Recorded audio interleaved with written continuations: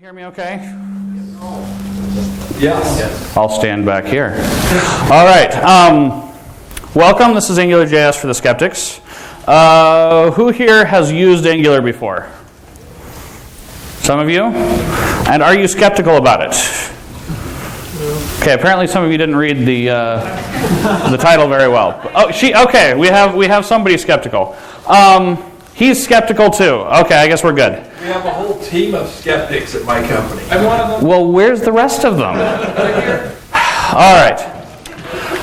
My name is Richard Bateman. Around in this area, I'm actually probably better known as a ham radio operator than I am as a software developer. Although most of those people also know I'm a ham radio operator because I run the website hamstudy.org. Who has heard of or used HamStudy? Anybody in here? A couple people? You don't count. Michael, you don't count. You help us work on the site. Cool. Those of you who raised their hands that weren't Michael, come afterwards. We'll give you a shirt. So I do a lot of ham radio stuff. It's a hobby of mine, and I run hamstudy.org. HamStudy is actually not using Angular, but it will be whenever I get around to rewriting it. The nickname that I use most often online is Textillion. I've been using that so long that when I started using it, it was cool to use a nickname rather than your real name online. But the thing that I'm probably best known for online is actually browser plugins with NPAPI, ActiveX. Has anybody worked on one of those? Most of you are very fortunate people, and I'm very sorry. Have you heard of FireBreath? I wrote FireBreath. So that's what I'm best known for there. However, in my day job these days, most of the time I'm working on other things. Now, slow presentations bore me. There's nothing I hate more than listening to somebody just talk through slides and watching things that never seem to end. So we're going to be moving right along. If you have any questions, please speak up. Raise your hand, throw something at me, just blurt it out. I might not see you in this room because there's a lot of a very wide angle to look at. So if you don't understand what I'm talking about and you don't ask a question, it's your fault. I take no responsibility. I can do this one of two ways. We can either see what concerns you guys have and we can try to focus on those. Obviously, I do have some prepared material, and we're going to try to focus on those as we go through some of that material, but I'm perfectly willing to adjust the order and adjust the focus of that material based on what you say. The other way is we can just go through what I was concerned about, and we'll go through it and just talk about those things. Personally, I think the option 2 is probably going to be more useful for all of you, but it's totally up to you, and it will depend on how many people are willing to participate. This talk is not a tutorial. My goal here is not to teach you how to use Angular.js. There are approximately 7,431 or so, give or take, tutorials available online on how to develop in Angular.js. So I'm not going to try to create another tutorial. What I am going to try to do is help make sure that we talk over some of the concerns that people have with Angular, help you decide whether or not you should be using Angular, point out some of the areas that you should be focused on and concerned with Angular, and just kind of generally focus on what is possible and why you should or shouldn't use Angular for your projects. Any questions with that? Okay, so is there anybody who is not at all familiar with Angular, that doesn't really know anything about it? We've got a couple of you. Going to go very briefly through this. Angular.js is a web framework. It's primarily maintained by Google. I mean, it's open source. There's a lot of community participation as well. One of the most frequent uses is for single-page applications, and there's a particular focus on being able to develop quickly and being able to test it once it's developed. In fact, I'd say that probably people who are really not big fans of test-driven development are probably less likely to be in the Angular crowd because some of the things that make testability very nice can be a little bit more verbose than some of them like. The core philosophies, the main one where it differs from some traditional frameworks is that they believe that declarative programming, not imperative, should be used for UI and UI components, whereas imperative programming should be used mainly just for business logic. And we'll show you a little bit what I mean by that. It adapts and extends traditional HTML in order to create reusable components, in order to allow automatic data binding. One of the most interesting things about Angular.js is that your view is entirely HTML. Now it is kind of Angular's extended HTML. It may have elements and attributes and things that don't necessarily exist in real HTML in the actual spec, but it is HTML. There's no actual direct JavaScript code, or mostly none, in your view. And there's a particular emphasis on separation of concerns. And that's part of what makes it so good for testing. So, here's the part where we find out how much you guys are going to be helping us out here. What are you skeptical about? The talk is, for those of you who apparently weren't reading earlier, Angular.js for the skeptics. So, if you are in this audience, you are therefore by definition a skeptic. Because otherwise you're in the wrong class. What are you concerned about? Well, should I be using Ember instead? Okay, should I be using a different framework? I'm actually not going to address that, and the reason why is because I don't feel qualified to address all of the different options. So I will attempt to address some of the reasons that you should be using Angular or why you'd be concerned. This is a kind of a winded question, but it has to do with Ember. Ember implicitly creates a lot of routers and controllers for you, models and things that you don't have to mention to create. But when I did the Angular tutorial, I felt like I was doing a lot of boilerplate for that. Interesting. So you feel like there's a lot of boilerplate potentially compared to some other frameworks. I am not, and I may repeat this again, I am not going to compare this to any specific other option because, again, I'm not qualified. And is there a way to avoid some of that? Ben, I might need your help answering that one. Back there? Now, what if Google drops it? What if Google drops it? So community support, and potential future community support. How easy or difficult to use Angular with social backends? Okay, difficulty of using it with other backends besides the ones that they have built in. I'm an Angular fan, but for single page kind of like multi-step wizards and things, I'm skeptical of using Angular for like a whole app, right, where the entire thing is like basically a single page application with, views to flesh out the different areas of it. So I'm skeptical of multi-page sort of all-in-one Angular apps. I like it for use like on a single page for single purpose. Interesting. So single page, single purpose, not an SPA, but actual one page at a time, you feel like it does a great job of. You're skeptical about using it for a more involved SPA, multiple view single page app. Right. Okay. Just so you know, I believe this is being recorded. So part of why there's two reasons I'm repeating questions. One is to make sure everyone heard it, and so it's on the recording. The second is to make sure I'm understanding it. So I was told that Angular was it wraps jQuery, and then jQuery wraps JavaScript. So is it clunky? Is it slow? Is it, so that sort of... How do we distill this? So interoperability with existing things, and is it too abstracted maybe? Yeah, is it... Particularly as regards to jQuery. Okay. Is it even worth using something like Angular to replace an existing struts jQuery Ajax combination that you're running? Is it worth transitioning to Angular from an existing stack that's already working? For example, the one that you mentioned. And again, I'm not going to go into specific other frameworks, but is it worth transitioning to? I'm skeptical that there's established UI components, or like equivalent Component availability. jQuery UI. Such as, similar to jQuery UI. That is one we will talk about a little bit, definitely. One of the things I was concerned about when I looked at using it a few months ago was I already have an app written with plenty of JavaScript running around. How does it play nice, or does it play nice with my elements that are already on a page without having to throw away the whole page and start over again? So reusability of existing components. Compatibility with other components. And compatibility with other components. Does it scale how well? How well does it scale? Okay, there's a few different aspects to that, but we'll definitely talk about some of them. Validation on dynamic forms. Dynamic form validation. Okay, I'm not sure how much we'll be able to get to that specifically, but if we don't, feel free to talk to me afterwards because I've actually looked into that quite a bit. This isn't mine. Someone said this to me yesterday, but I think it's worth discussing. They said all of these things are great for developers, right?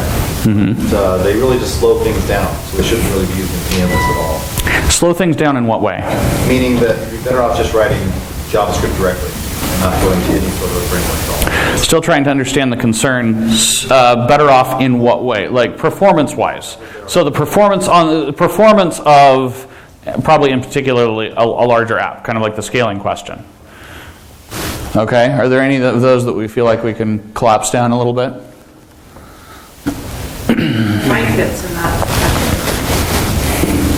Any others? Especially ones that are different than these. Yes? I mean, related to the self-query, I mean, do you have to format your backend, your database, your domain objects in JSON and... So basically, other ways of using different backends. Like how usable is it with backends other than the ones that you see everybody else using? How does it handle URLs? Does it break the back button? It doesn't. I'll just answer that.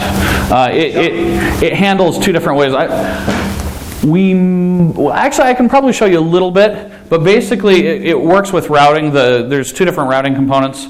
There's a kind of a community one and a built-in one, but they both work very similar to others like Ember and Backbone, where they can either use a hash URL or HTML5 push state. So that one's fairly easy. It's more of a yes it does or no it doesn't. So I'll answer that. Responsiveness of dirty checking. Responsiveness of dirty checking. That is definitely one of the big hot points that I will probably cover. All right, let me look at what we've got now for a second.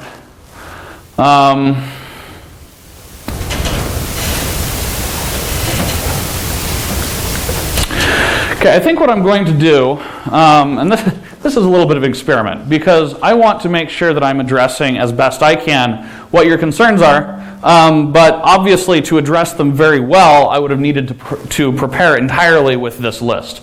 Since I can't do that, I'm going to start out with some of the things that I was looking at, and then we're probably going to come back and look at these again after having established a little bit of a background on how we're doing it. Thank you, Ben.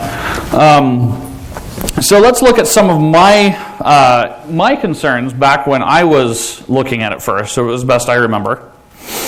And this is more what I was gearing this around, so you'll get an idea of the juggling act I'm going to be trying to do. So first of all, the more I looked at examples and stuff, I felt like this is magic. And I define magic in software development as I do this, and this happens, and that's great. And there's 2,000 tutorials that tell me that happens, but I don't know why. And that scares me as a developer, because if I don't know why that's happening, I don't know how to fix it if it doesn't work. So that was one big concern for me. Magic comes with a cost, and it's hard to understand. I was very concerned about flexibility and extensibility. Some of the things that you guys have asked about, especially on the back end, I actually hadn't really considered that much.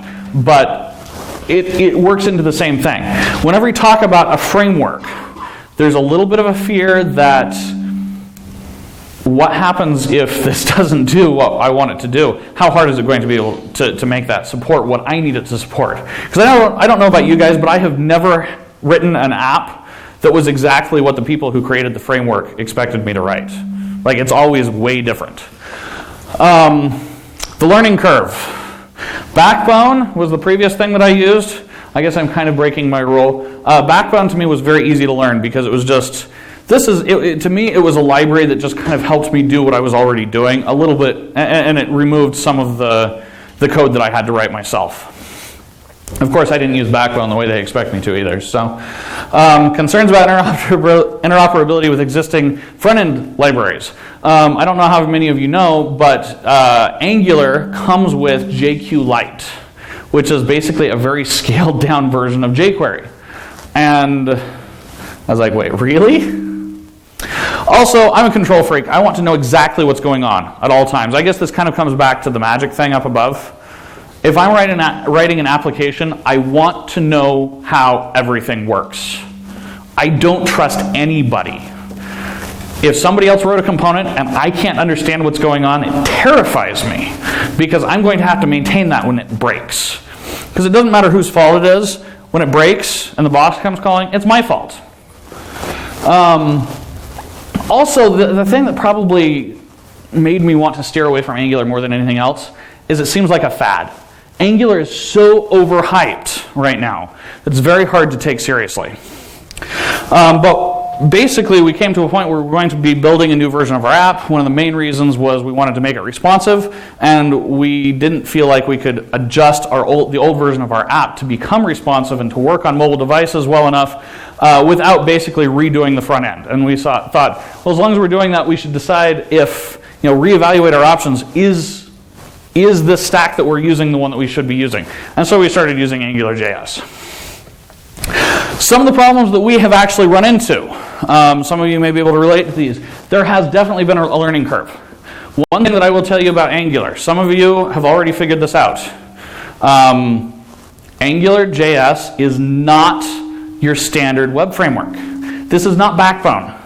This is not Ember. Even Ember, from the little bit I know about it, is more like a traditional web framework than Angular is. Angular is very different from anything else that I've encountered. And I'm sure that there's some other similar ones that I haven't encountered, because I'm certainly not claiming that I know about everything, especially because, as I think I've established already, I'm a skeptic.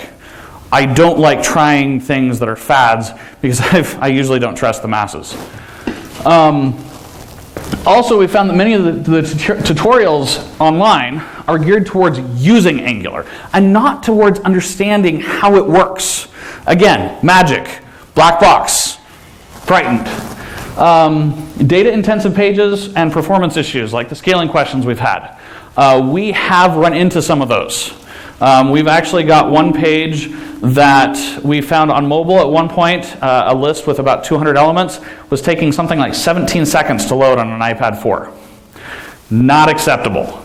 And we've played with it, and we may have gotten a little bit more elaborate than we needed to, but we've actually got the performance on that pretty good. So, but there's no built-in support for lazy loading.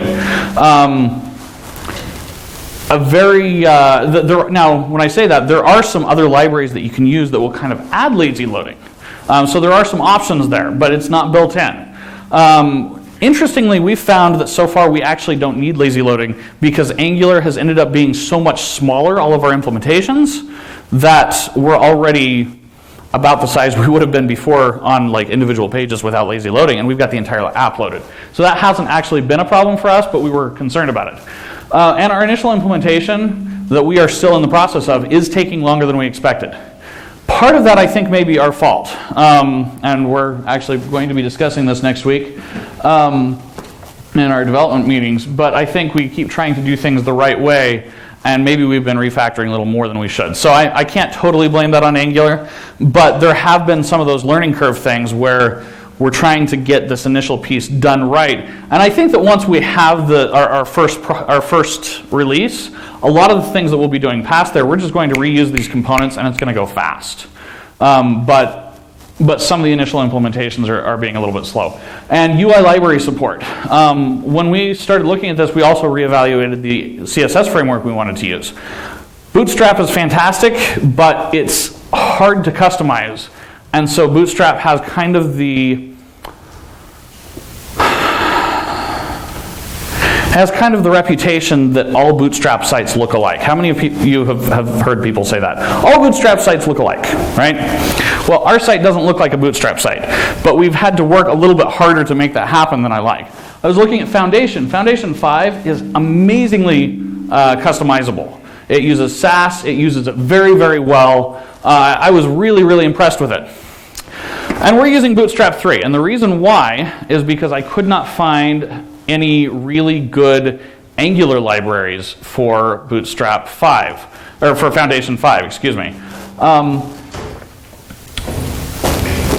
With Angular, a lot of your jQuery plugins it's not necessarily that you can't use them, it's that they don't really make sense. A lot of them are so simple in Angular that it's better to re-implement it. Except that then when you start doing that with all of your libraries, and now you've taken too much time and you've reinvented the wheel more often than you should have. And so the interoperability with traditional jQuery libraries is a little bit problematic.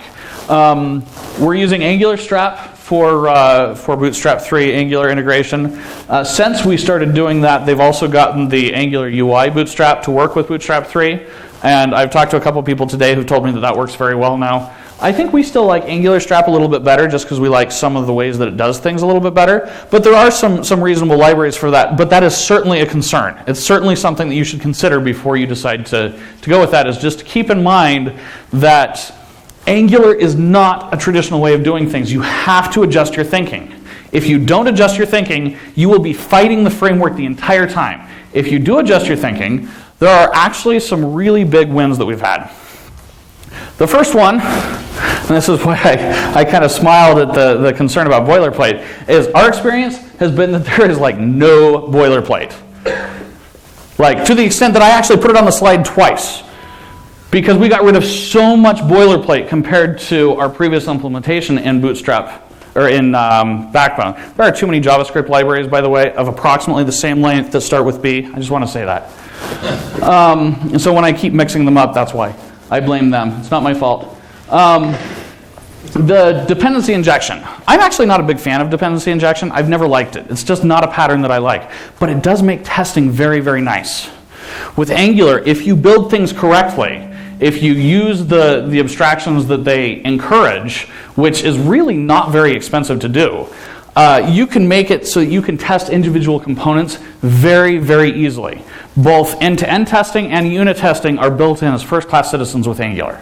And that is extremely powerful. That's something that we didn't have at all with our previous version, and that makes me very happy with this. Question back there? Yeah, actually, can you go back to some of the statements you made? If you get into the right framework of state of mind for developing Angular, it becomes very easy. I seem to be having trouble with that. I write all the wrong applications in Angular, unless it's crushed. Well, I'm not sure that I can respond to that directly without having examples. But I would be happy to talk to you about it afterwards if you'd like to go over some of them. And maybe we can come up with some better examples later when we've actually done some code. And I'm taking way too long because I want to do some code examples. Let's see. Prototyping is very fast, especially for kind of simple, straightforward things. Much faster than any other system that I've used. I have heard some people claim that prototyping in jQuery is so fast that you don't have to wireframe with a separate application. I will say that those people must be much better at CSS than I am. But I've also recently tweeted that my dream is to someday be financially well enough off that I never have to write CSS again. So until then, my probably number one big win to me with Angular is the separation of concerns. MVW, model, view, whatever. Now, how many of you have heard the term MVC? How many of you are deluded enough to think that if three of us got into a conversation and used the term MVC, we'd all be talking about the same thing? It's so over... Jeremy is, that's good to know. You're dead and I will probably need to talk. It's so overloaded. And people mean so many different things that it's almost become meaningless. Angular is model, view, whatever. They provide a model, and they provide a view, and those are fairly well defined how those work. And you just use that how you want to. It doesn't matter if it's MVC, MVVW, or MVVC, or MVP, or whatever else, whatever other acronym that you want to create. It's pretty much doable with Angular, and you can organize things kind of how you want to, and I really like that. So, we're going to build something. This is going to be kind of your traditional, very fast thing. So, we're going to start out with Angular seed. I cloned it into my repo. By the way, taxillion-angular on github.com is where all of the code for this is. And for any of you who didn't see earlier, there's the slides address, and they're all up there. So on this, there's this Angular seed. We're going to go ahead and clone this. This is just a very simple shell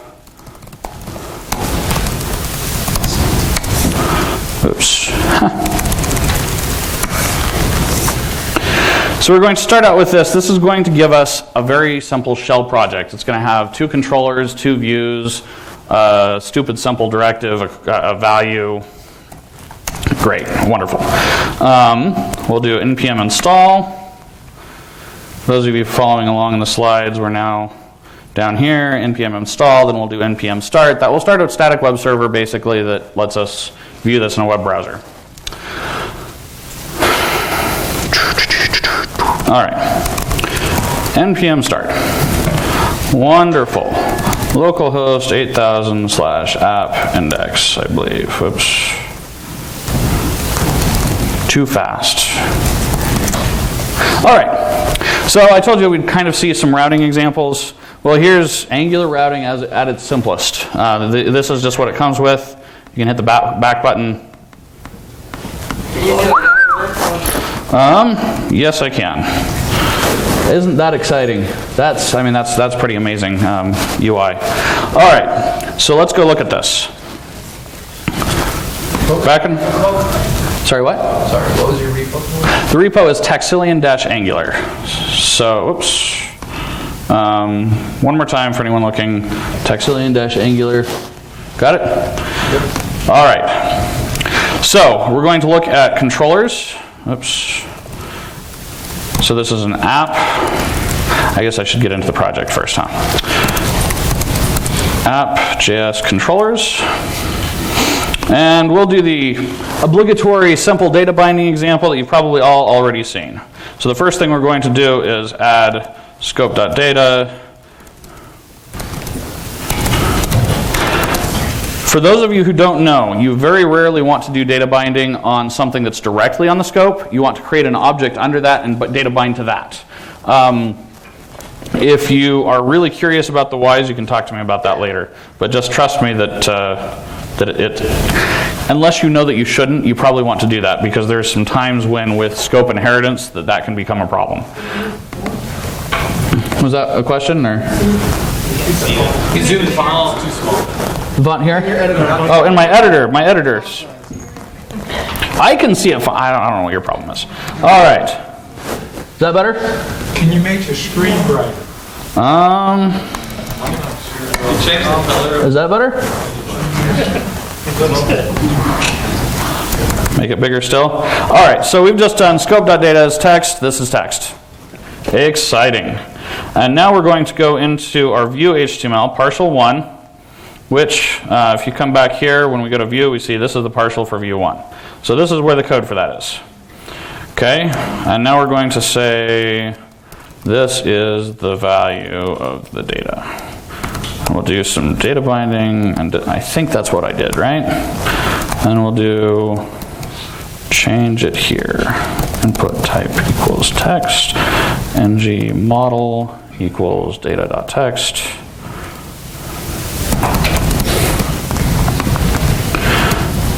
Refresh that and figure out what I did wrong. Ben, what did I do wrong?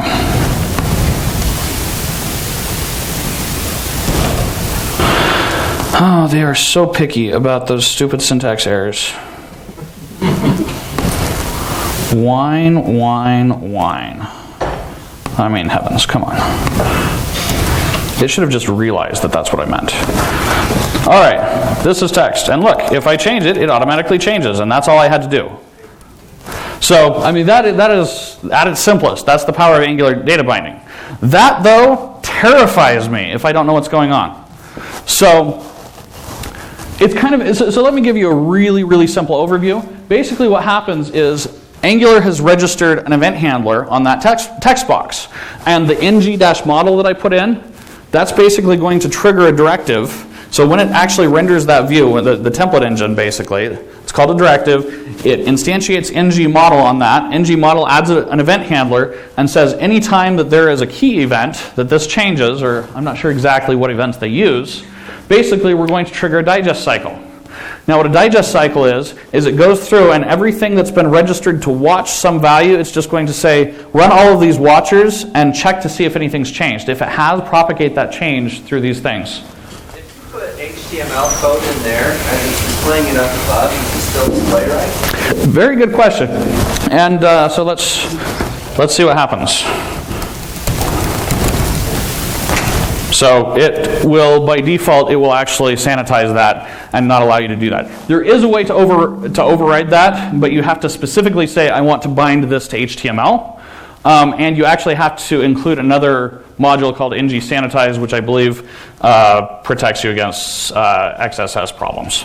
How would if you look at that in the developers, like look at the source, so you're going to see the handlebars, or are you going to see that? So if we look at this in the inspector, we're going to see that we've added some scopes and stuff like that. We've added a binding here. This is the value of the data. Let's see, maybe. So here's our input. So you're seeing basically, and there's really not a whole lot to see here, but it's actually updating the HTML elements with JavaScript the same way you would. It's just, it's set up all of these watchers that will do it for you. And this is not a polling thing. It will only update things when it detects something happen that we're going to care about. All right? Okay. Any questions on that? Can we move on? How many NG-model directives is too many? They say that 2,000 watches on a given page is probably too many. But it depends. So we're going to actually get into that, because that is that you're starting to get to where we start having problems. So let's make a directive. Directives to me are I have a lot of number one reasons to use Angular, don't I? Oh well. Directives are like one of the coolest things about Angular because they're very reusable. It is, in my opinion, the ultimate reusable HTML component. It makes it so that I can share code with other projects, and believe me, I do this all the time between work and personal projects, and my boss lets me. This is the awesome thing about working for GradeCam. But I can make reusable components. I can use them in different places, and it's really self-contained. It's much more so than just about any other framework that I've used. In fact, any other framework that I can think of. So we're going to create a bubble answer directive. One of these rows, this is a reusable thing, so let's go ahead and make that. So first thing that we're going to do is I need a web font. So I've got a web font right here. And we're going to put it into our project under CSS. Copy that font in. The URL for this font, by the way, is where you can download it if you care, is on this slide. It's also in the repo. Project1.get the project one in the GitHub repository section is basically what we're doing right here. So then we just need to add this declaration to app.css. So go into app.css. We'll add it in. We'll add it in correctly. I tell you, these editors are so picky. All right, got a basic font face defined there. And now we're going to create a directive. So here's going to be the basic syntax of the directive. I was actually going to just type this out manually, but I'm really concerned about running out of time. There's no way we're making it through everything that I'd like to. So we'll stick this in here. Okay, so what we've done is we're defining a directive. Now there's a very set syntax. It uses lower camel case, and when you see it in HTML, everywhere that you see an uppercase letter, it's going to be a hyphen and a lowercase letter. So when we use this will be gc-bubble-row. Restrict EA, that means this can be an element or an attribute on an element. Scope tells us we want to pull choices from the parent scope when it's defined in the HTML, and I'll show you that in a second. Template URL, this is telling us what the URL for the template for this directive is. And by the way, if you're using some sort of a combiner to combine all your JavaScript files together, you can preload the templates in so that it's not making AJAX requests to do that. And then the link function we're not using yet, we'll use it a little bit later. So then we need the HTML for that. Let's go ahead and add that. gc-bubble-row.html. Okay, so we have our directive. Now we're going to go use it. So we'll come in here, we'll say gc-bubble-row choices equals. Now here we've set it up to do data binding with the equals. Right now I don't care about binding it to anything specific, so I'm going to put it in single quotes, which will make it evaluate to just a string. Bubble row. So we'll put that in there. Come in here, and now we have A, B, C, D, E. Well, that's not very interesting, so let's go ahead and add the partial, or add the, let's see, we just added it to the view. Let's add the CSS to app.css to set the font. I can remember which editor I'm using. All right, now we have bubbles. Great. Now, how many of you think that's a useful directive? I could have done that in a for each with just a bunch of HTML, right? Okay, we're going to skip a few steps ahead then. So that's the beginning of one. But now let's look at project 2, where I've already gone through and fleshed that out a little bit. And let me show you how. So Doesn't this litter your HTML? Sorry, what? Doesn't this litter your HTML? If you're putting litter? Yeah. I find that it actually cleans it up quite a bit. And I'll show you why in a second. So let's see. npm start. And let's open up the directives. Okay, you're going to want this bigger as well, I imagine. Is that mostly visible? All right, so we have basically the same things, but now we have this additional value. And in the link function, don't ignore count calls for now. That's a helper just to see how things are going. So we have, oh, well, this is the wrong, I apologize. Let's change back to master. All right, see, that's a lot cleaner. Okay, so we have scope, get bubble value. Anytime we assign a variable in the scope, what we're doing is we're saying, I want this to be available for data binding or anything else to the view. So we've assigned get bubble value and toggle bubble value. Get bubble value, since we now have the ability to set the values of the rows, bubbled value is a Unicode character that in that font is a filled in bubble. So we need to look, and when we're printing out the choices, now we need to check and see, is this bubbled? If so, print the bubbled version instead of the actual letter. So that's what get bubbled value is. And toggle bubble value is basically going to add or remove a given value from the string anytime that it's called. So here in our bubble row, here is now the HTML, and we've made it a little more complicated. So we have our bubble row class, then we have our bubble row div, and then we have a B, which is just it's just a tag that I like because, you know, B for bubble, blah blah blah. So we're doing ng repeat bubble and choices. I skipped over this a little bit earlier because I wanted to get to this part. So that's saying repeat this element for everything in choices, and inside this, any further directives that get run, I want bubble to be in the scope as the item that we're looping through. So since choices is A, B, C, D, E, this is going to then loop 1B for each one of those things. And then ng bind HTML, you remember I mentioned that we're going to, that if we want to put HTML code in, for example, a Unicode character, we need to do a slightly different type of bind. That's what that does. And then ng click says anytime this is clicked, execute this function. And you see that we've bound HTML to get bubble value, etc. So now we have something a little bit different. We can still change what is here, and it's just going to happen, and it's going to render it. We can also change what the value is. And it doesn't actually care because of the way that I wrote it, what it is. However, we can also click on it now. Suddenly, this is a useful reusable component. And if you look at the HTML where it's added in,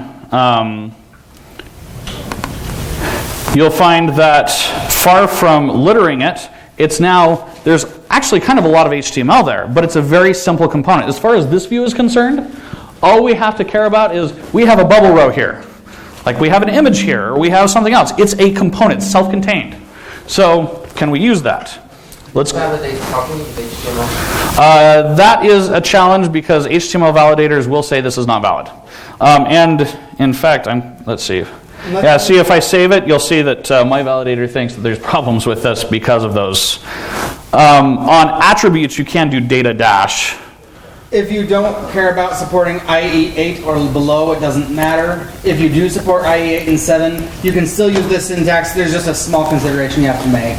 in your head, and we can talk about that more later. Yeah. If you talk to us after, you hear about that. The other thing is you can actually do this as a div instead, because I said that this can be an attribute or.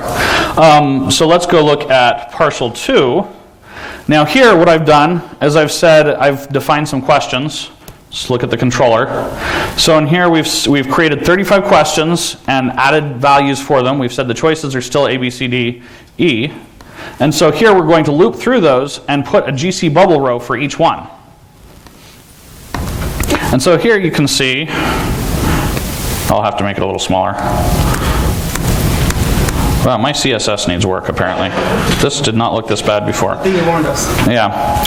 Anyway, you can see here that we have quite a few of these. They've just been reused. They were thrown in. Very reusable, very easy. And we can randomize it. That's just going through. Let's look at this function that randomizes. So it's just looping through all of them and setting in the scope what the question value is. Now, the reason that this is so exciting to me is this controller doesn't know anything about the DOM. Doesn't know anything about how this is being displayed. It doesn't care. The entire view is in HTML. And when we need to do something that we can't do with the normal HTML, we can build it as a reusable component in a directive.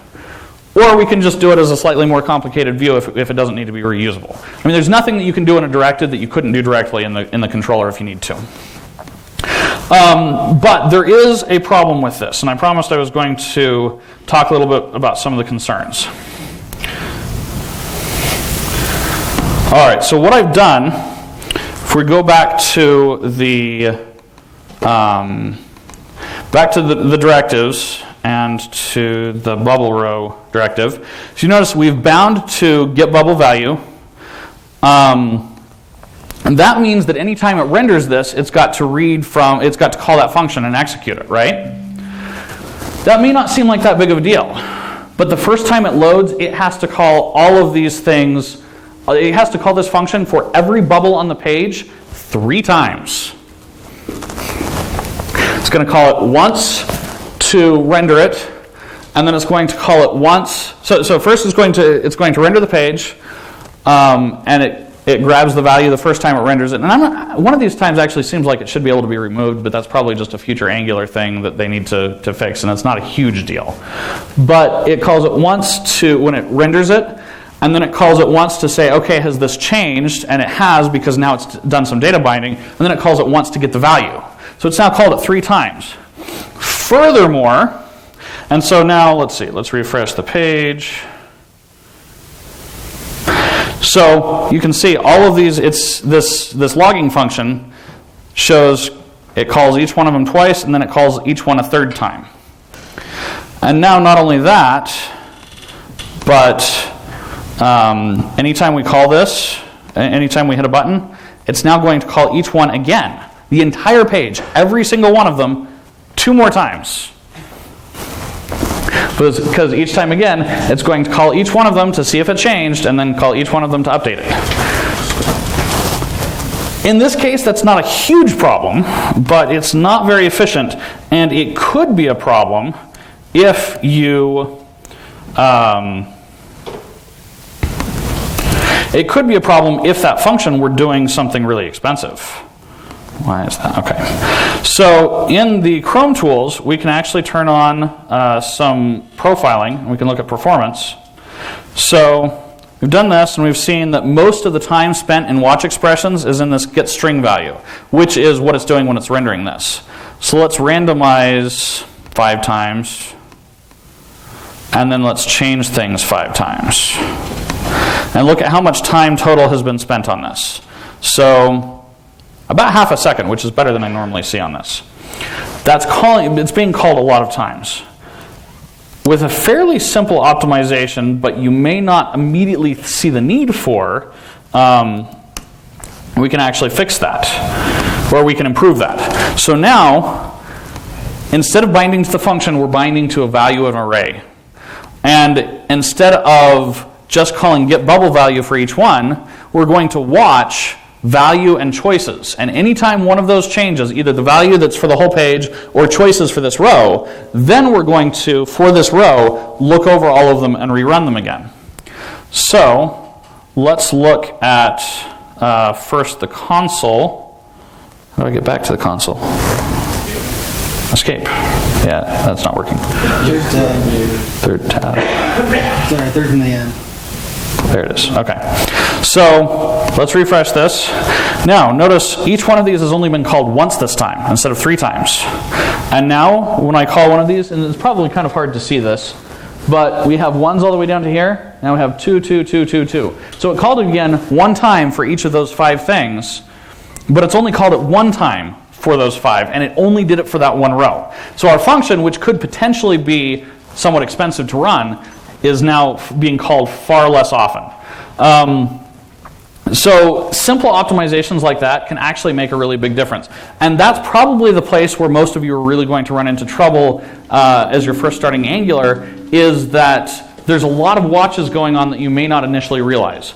So the moral on that story is do not data bind to function results, or at least be very careful when you do, because that can get expensive very fast. Rather, bind in one place to what actually changes with a custom watch, and then change a cached value. And you'll find that can actually improve performance very, very quickly. There are some other ways, and man, I was really hoping I could get through a lot more, but we're totally out of time. So there's a lot of other ways that you can customize things like this. Some of them are very, very invasive from an Angular perspective. There's actually a library that I stumbled across that you can basically put a directive on a part of the DOM, and you basically say evaluate only when, and you give it an expression. And it will only call any of the watchers inside that section when that expression changes, which is a very powerful optimization, because that's anything that changes inside, is not even going to check it until that parent expression changes. So if you have a row that it's doing a lot of binding inside, but it's all relative to one value, that can be very powerful. But it can also be a problem, because if you change something down inside, there's not an easy way to trigger that back up. And I've got a pull request to try to fix that, to make it so you can do that custom. But what it comes down to is there are some concerns with some of these things with Angular. I didn't get to a lot of the questions you brought up. Back-end stuff, I'm pretty much just going to say that Angular does not restrict what you do. It provides some helpers that make it very easy to use REST APIs. But you can use anything. If you want to use a SOAP API, create an Angular service that exposes an API to do that SOAP stuff, and it's fine. As long as you can put it inside the model, which you can because it's just JavaScript, you can use it. Angular is very good on things like data, backend ties to the backend, and just getting out of your way and letting you do whatever you want.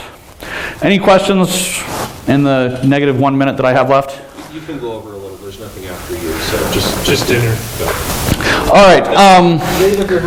That said, I actually have one more example that's kind of fun. If anybody would like to stay and see it, I would be happy to present it. If nobody wants to, I'll just shut up and turn off my laptop. You guys want to see it? Yeah. Okay, feel free to leave if you want to. I won't be offended. Or maybe I will, but I don't know who you are anyway, so it doesn't matter. Oh, one final thing. Please leave some feedback on Joined In and let me know what you liked and what I can do better. This is one of my first presentations. I'm trying to figure out how to do this right. This one was a little more challenging because I wasn't totally sure how I was going to approach all of it.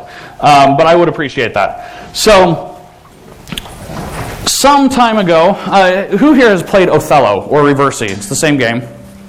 Are any of you really good at it? We will play. I don't know why, but back in the days of Windows XP, there was this internet Reversi thing, and I just started playing it a lot, and I really enjoy the game, and I don't know why. So I've been trying to teach my coworkers how to play, and one day we just got talking, and this is the kind of company I work at, and I was talking with the CEO, and there's 5 of us on the development team, one of them is the CEO, and I guess this was back when there were 3 of us, but anyway. We started talking about Othello, and I was trying to teach them how to play. And we got talking about AI and how to build an AI for Othello, and how hard it would be and how easy it would be. And he basically said that he thought that he could build an AI that could beat me every time. And I said I wasn't so sure that it was as easy as he thought. And so he went and he built a Reversi game engine in JavaScript just on the console, and he made a console, sort of GUI for it that just printed out with text with like numbers for what the possible moves were and stuff. I've been meaning to build a user interface for this for probably 6 to 8 months, but I just haven't had time, and I wanted to do a back end and stuff. So when I was preparing for my promises talk that I did yesterday, I was trying to decide what example could I build that wouldn't be too contrived. I thought, well, I could just do this Othello game, and I can use Firebase to do a backend for it, and then I can use promises to talk to Firebase. So I built this example, and come to find out that the way Firebase works, it didn't really make sense to use promises, so it didn't work for that. So I decided to save it for this instead, because I built it in Angular. So if you have the slides, the URL for this you can find is right there. And here is my Othello game. So it's fully functional. There's no back end. It's 2-player, but only on one thing. You can see it goes back and forth on turns. It calculates where you want to go. Now, all of the game engine stuff, like managing the state of the board and what happens when something moves, that's all kind of black box for the purpose of our discussion, because I didn't touch any of that. All I did was I built a front end for this. And it took me 3 hours. I don't know about, maybe some of you guys are a lot better than I am, but I could not have done that using Backbone. Anybody want to make any guesses how many lines of code this board is of HTML in the view? Just the board? Just the board. 10? Any other guesses? 15? All right, let's look. Where did we put this, Ben? Game dot. Oh, right. This was before we split it out. I'm actually still working on putting the Firebase engine in, but since it's not done, I decided not to put it in this example. Okay, here's all the HTML. This is the board. So, yeah, let me make that a little bit bigger so you can see it. So it's 5 lines. And this, I think that this is a very good example of some of the reasons that I like Angular. So, it's a known fact that if you're in a hurry or in front of people, your typing and computer skills drop by 50%. So, you can see what we're doing is we have a board, class equals board. Then we have class, this ng class is a directive that basically says I can put P, so it will have the class P1 if player is equal to 1 and P2 if player is equal to 2. So we'll just add the correct class and it will just do that for me. Player is a variable on the scope.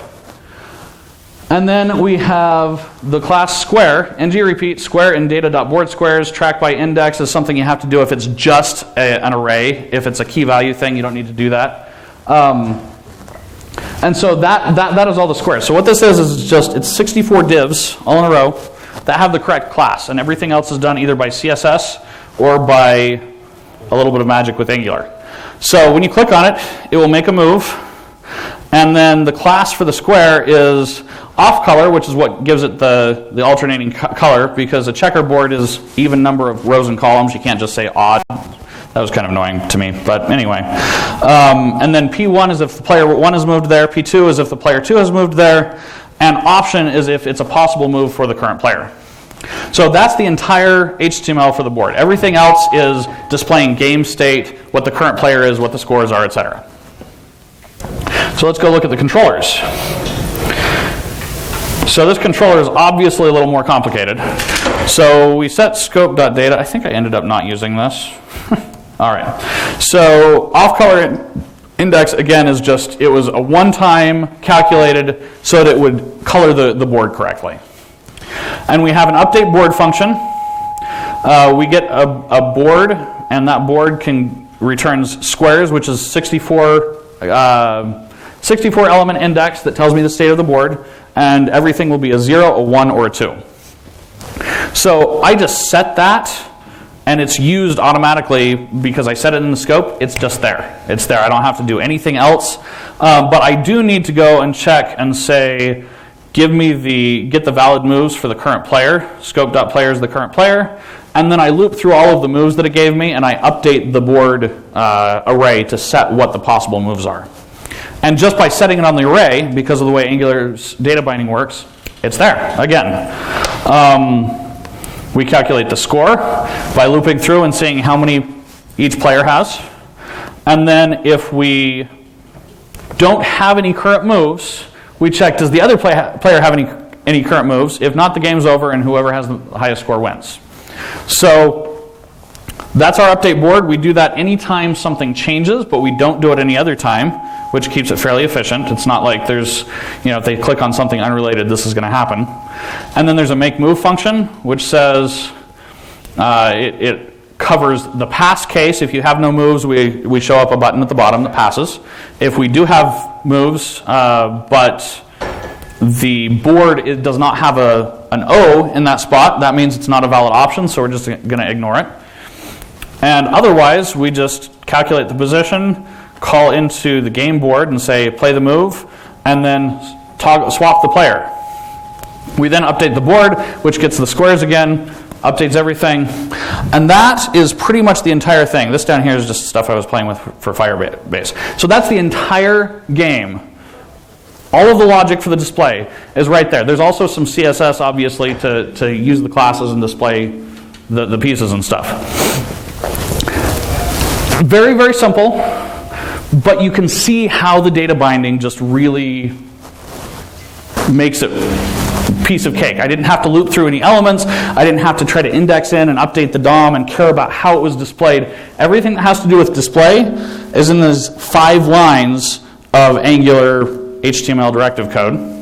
And everything with the logic is in this controller. Everything's very clear, everything's very clean, and it's going to be fairly easy to maintain. I'm sure I could clean things up a little bit more with the controller. Any questions about that?